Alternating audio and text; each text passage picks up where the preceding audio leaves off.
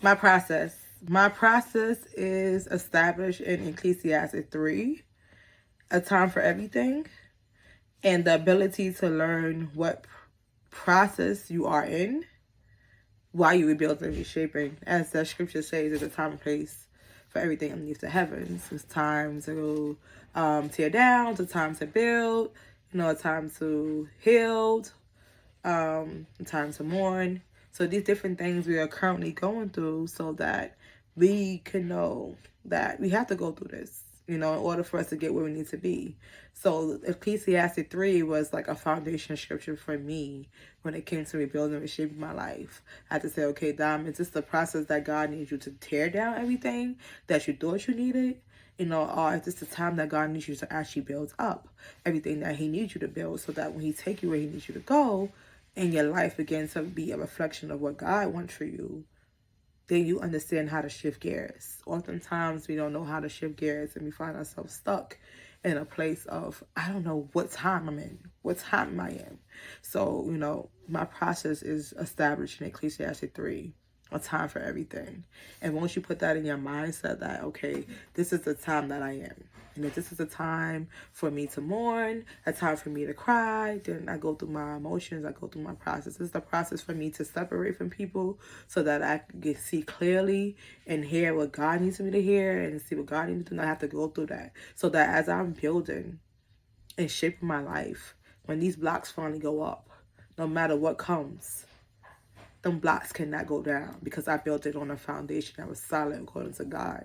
And not according to me, according to society or the people that are around me, what they want, but more of what God wants. So my process is really established in Ecclesiastes 3. On this journey of rebuilding and reshaping, I had to do a process of elimination. And what that means is I had to break things off of me that no longer serve me, and I can no longer take, in the new life that, is established for me. Because oftentimes this may, be a part of your bloodline, may be a part of who you are attached to. It could be, what you thought you wanted to mirror. We carry these different things. All people around you may go through these experiences, and you have to start to de-announce that from your life. Because now you find yourself reflecting somebody else's life that's no longer your life. So on my page, I know people probably was like, oh, she probably posting these random videos about breaking cycles and stuff like that. But no, I was going through my own process, and I feel like someone else could, be delivered from the things that I was carrying or people around me was carrying. And if I could help them make a difference and get them out of it, whether it's a stranger, I'm gonna be that voice, I'm gonna be that change for that person. So when you get a chance, like, check out some of the videos that's on my page. I talked about the back seat, no longer sit in the back to make others comfortable. So sometimes you have to come from the back into the front. I talk about no longer thinking small, but beginning to think big. And sometimes that means you gotta change your surroundings and, who you're around. If you're around small amount of people, you'll never receive the big things that you are currently thinking about, because then they're gonna think you're crazy. And sometimes it's okay to be crazy. You just gotta take that leap of faith, and you just gotta step out, and you just gotta go until you find yourself around the right people and places that can handle the big you. I talk about looking back and beginning to look forward.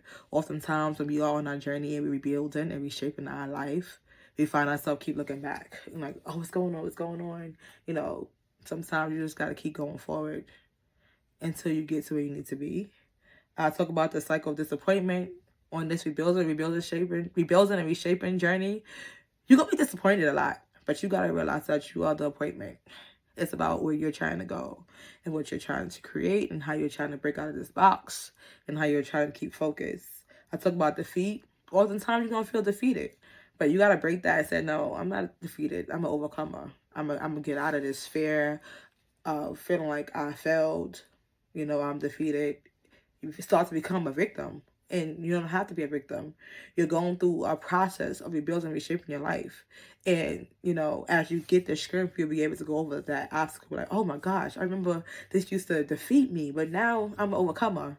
I talk about limitations of women, like breaking that cycle. Sometimes as a woman or a man, you find yourself in this limitation of what the world puts you in, or whoever around you may put you in this box. And now you have to step out of the box.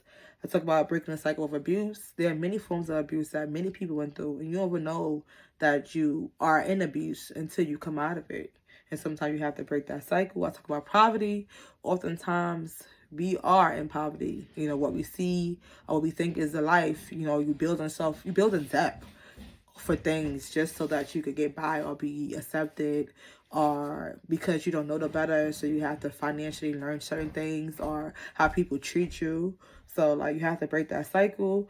Competition, you know, we in a world where we constantly have to compete with one another so that, you know, we could be seen or be accepted. But forget that. You know, it's not about competing with each other. It's about being surrounded with people that are going with the same mindset. And you may be great at this, and listen, I can acknowledge your greatness. You know, like the representation of greatness from old to new. I'm the vessel. We all got something to offer. But I pray that you will pray the videos that's on my page and just listen to it. It may help you come out of whatever faith that you may be in. So some questions, you know, based off the response that you need to consider on your journey is like, what do your new life look like? How do you recover? Where do you sit? And where do you stand? The purpose of these questions is because when you actually go through the process of rebuilding and reshaping your life, like you're going to come back and you're going to be around people and places where like, oh my gosh, you know, I outgrew this environment. I don't know, you know, what in my life supposed to look like.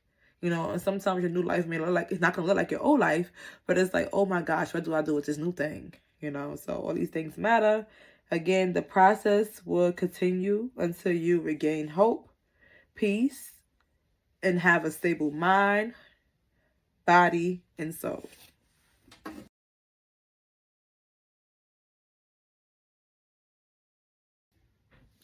God got the mic. It's the gems for me.